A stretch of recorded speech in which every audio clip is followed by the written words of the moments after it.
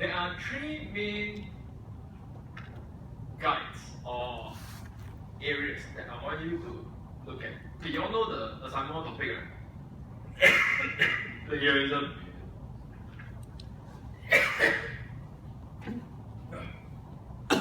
Okay.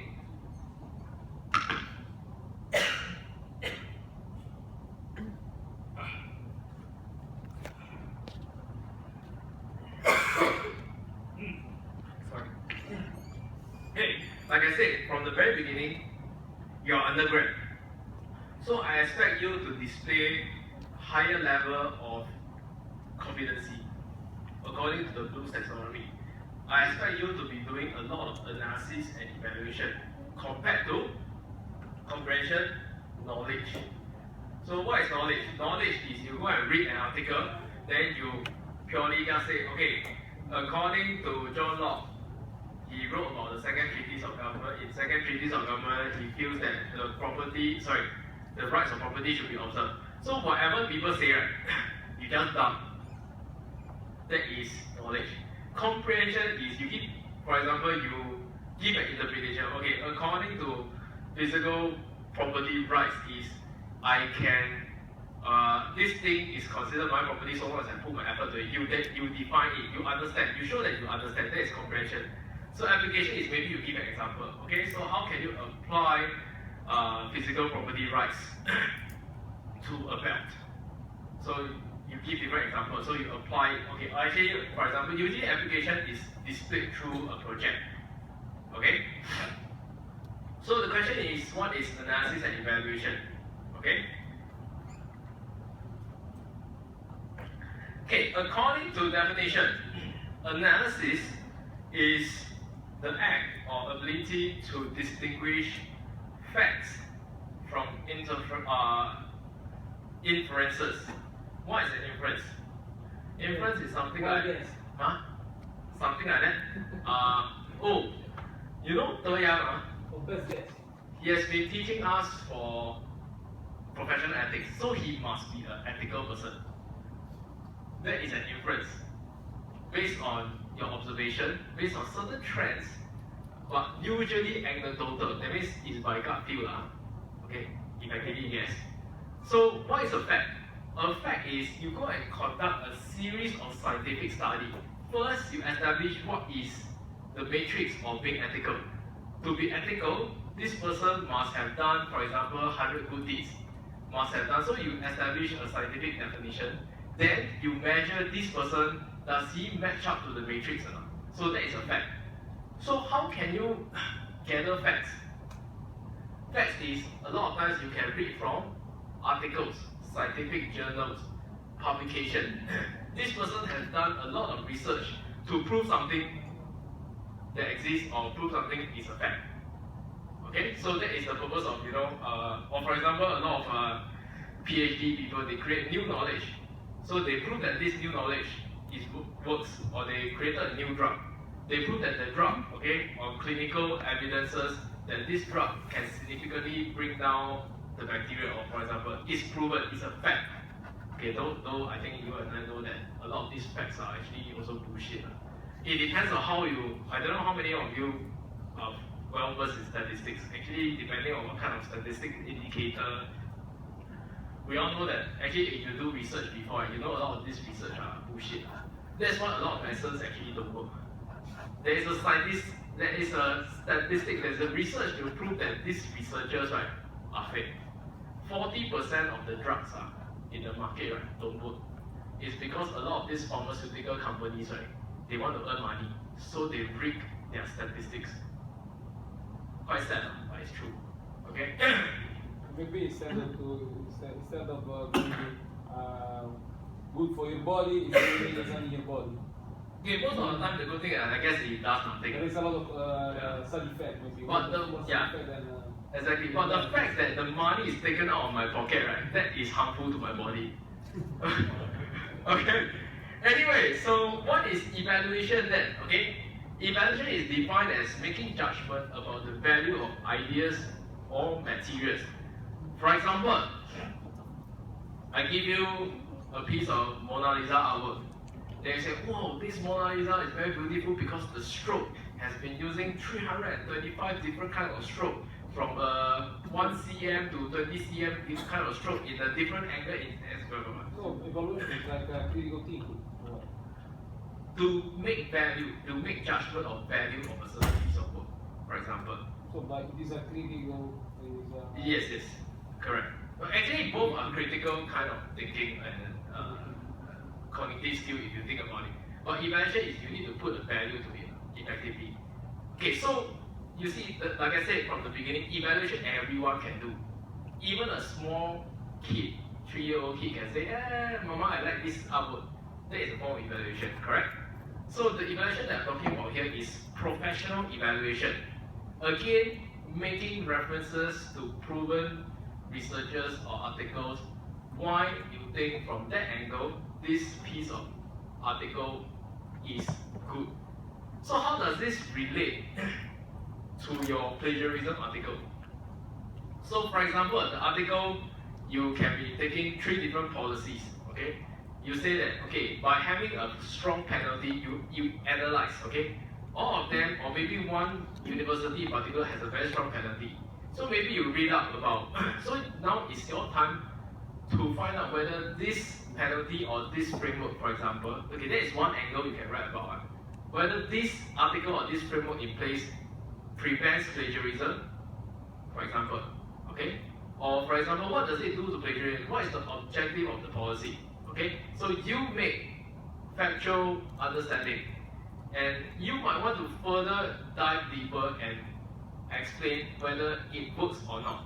So you can make reference, for example, to theory of 10 billion, whether this penalty really does stop plagiarism, and more importantly, okay, how does it relate back to ethical evaluation? Okay, that's the whole module about. Always you need to fall back on ethical reasoning. Okay, evaluation. Okay, of course, like I said, they are quite closely linked, but not entirely true. You need to make a judgment of, for example, whether that policy that you are reviewing, is it good or bad, and why is it good or bad, from a very professional, factual research analysis. Okay. So they always say that actually analysis is the basis of a sound evaluation. So evaluation used to be the highest order of level, highest order of learning in the education. Okay, even higher than creation of knowledge. Then again, okay, so anyway, I'm not going to Bloom's taxonomy. So for example, okay, so I wrote an article before about many years ago about fiber optics. So what is the value of fiber optics when it was first introduced? So for example, based on this statement alone, with the existence of fiber optics, families that, for example, I evaluate from in a context. Families that are in Malaysia and Singapore can eat breakfast together just by using home network. This improves the family bonding among themselves rather than just eating alone. So how can you analyze this piece of article? So, for example, you should analyze from different perspectives. You can analyze the feasibility, okay? Whether this statement, is it a fact? Why do I say it might not be a fact? For example, okay, considering Singapore has fiber optic, but not in Malaysia back then, definitely, okay? So what good does fiber optics do if we have fast connection, but not our family counterparts in the other country? Because the fact for fiber optic or any network to work is end-to-end, it must have equivalent bandwidth. Okay? So that is from a very factual point of analysis. So, yeah. So the proof of analysis, like I said, analysis cannot just be based on your gut feel. You must prove it. Okay? So make reference to an article, okay, by Ian Morris. Prove that the connection or transaction is only as fast as the weakest link. That's what he said, and that's what he made in his research observation, and it's proven. Okay, so my analysis is not just based on I think it is, but I'm backed up with a solid research. But is that the fiber optic is, what does it mean? I mean, breakfast together. The family member is scattered in different countries, or is it the same thing? Yes, in this context, I'm analyzing this statement. So in this background, I'm not find the linkage between fiber optic and eating breakfast together. Oh, okay. So the argument, okay, the claim. I'm going to analyze whether this claim is true or not. So the claim here is with fiber optics introduced to the world. Okay, I can eat together through either a video conference. So I can eat, I can still see my family. There is bonding. Okay, but this you're talking about remote. Yeah, correct. Not in the same. No. That's why So that is another. So that is another perspective. This is a bit ambiguous. Looks like they're in the same home or the same building. Right. So so I'm going to evaluate it now. Okay, based on that same statement. For example, how do I do evaluation? With the background knowledge of limitations from fiber optics, understanding that, like I said, a technology like this can only be implemented if end-to-end there is equivalent bandwidth and implementation. Okay, the technology does not maximize its true potential. From a rule perspective, okay, the landscape could upgrade in entirety. So from a more holistic evaluation, taking value from different stakeholders or from different point of view, does such technology really help? Because you see, the claim is to improve family bonding, but is it really true based on that claim? Because if you were to, like I said, use rule perspective or rule utilitarian perspective, you multiply this effect over a period of time. Okay, if I realize that I can eat with my family, okay, without having to physically travel to that location, will it eventually erode that need to get together, to bond, okay, to meet up? So in fact, it might even drive families further apart. I mean, just like social network today. Okay? So this is how I provided an analysis, okay, with facts, and to build from my analysis of facts to evaluate, to make a judgment call to say whether this claim is good or bad. Okay? So this is how you should be writing your essays. Okay? Don't just tell me that, I put them into a matrix. You say, Wollongong gives 50% mark deduction, NTU totally takes away the marks if there's plagiarism, blah, blah. You say, because of this, you see, Wollongong is very kind, they only take 50%. Then I was like, okay lah, you say only ma. Is it really true that they are good or they are not good? Okay? Okay, second important guideline. Coherent. Your article must be coherent end to end. What does it mean? Okay, I give you a negative example. It's easier to demonstrate what does it mean to be incoherent. So for example, in your first paragraph of article, okay, what does first paragraph usually do? To set up, to either provide a summary, abstract, or objective of your article. So let's say for example, you introduce your essay, right? You say that your objective, okay, is to compare the different policies and survey its impact on intellectual property. Then suddenly your last paragraph, which is the conclusion, usually, then you talk about open source software is helpful to the growth of technology, people should embrace open source. How does this relate to the purpose of your article? Doesn't. So that is incoherent. Okay? So you start off with a purpose, you end off with that purpose. Okay? Of course, in the middle is to support your conclusion. Okay? So this technique of writing is typically how we write research journals also. Okay? Very consistent. You introduce, you do your background work, usually comes with a lead review. Okay? Your statistical quantitative study, your research to prove, okay, or let's say, or you want to introduce a framework to prove whether the framework is accurate, or you want to apply the framework to form your definition, you do a lead review, then you conduct your study, then you conduct your whatever evaluation analysis, then you come with a conclusion. Okay, do you achieve the purpose of your research? Okay, so that is a very logical, coherent flow. So what are the other ways that you can, beef up on the coherence? Okay, logically group your paragraphs together. Okay, so for example, if the best standard way is the intro, introduction, you introduce what is the purpose of your essay. Okay, the body, in the body you introduce, so after you talk about, you do your analysis, you do your evaluation, okay, and the last part, you end it off. What is the conclusion? Okay, at the end of this thing, right, you did a deep review, you did a comparison, what have you found out conclusively? Okay, or some people can craft conclusion in forward finding, meaning to say, you tell the reader what you want to do after this. That is another way of writing a conclusion. Okay, in research papers. Yeah, or improvements probably as well. Okay? Okay, good. If you want, I can recommend you doing this. Good to have subheadings. Okay, in each logical segment. Okay? Don't worry about having too much titles, but make sure your subheadings are very specific. Okay? Be focused. Let's say in this case you want to talk about RFID. Okay? Don't suddenly from RFID you jump to another technology. Okay? Like I said, title.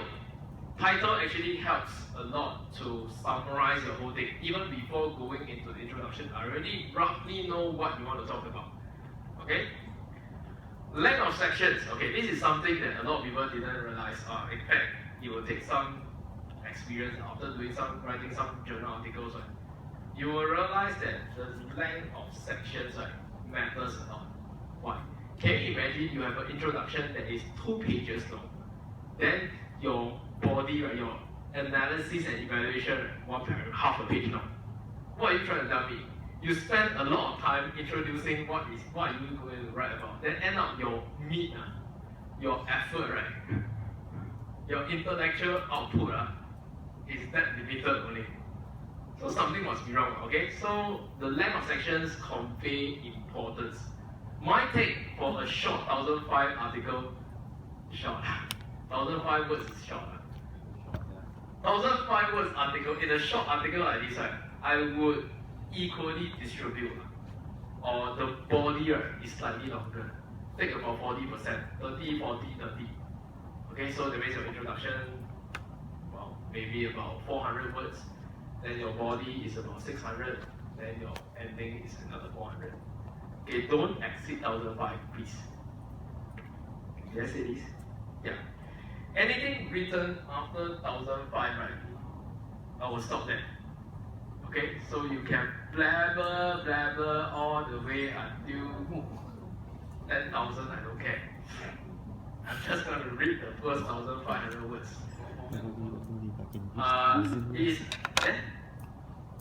Okay, actually, if I'm wrong, it's your UOW handbook, right? Okay, I'm not so concerned. Okay, but my advice is try to use this is sans serif. Okay, non-curly fonts. Don't need to use Times New Roman. Times New Roman I find it outdated already. Use things like Banana, Calibri, Arial. It's good for me. At least 0.11. Okay, give a good 1.5 line spacing. If there are some things that you want to highlight, accentuate it, bold it, underline it, up to you. Okay? Any question at this point of time? How about referencing style? APA. And in fact, I'm okay with American Computer Society referencing style also. Like the number, you have a paragraph, then you put a small number. Then at the end, right, you have one, what is this reference for? I'm okay with that also. But the standard APA style is the year of article. Then you put at the end the full author name, the page, the section of the article itself. That is the APA style. Any question? Other question? Good question, thanks.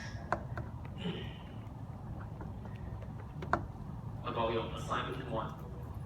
Okay, so in Moodle, you have to submit on 9th of May. Correct me if I'm wrong. So 9th of May is your Monday lesson, effectively. So technically speaking, okay, you have the deadline of until 2359.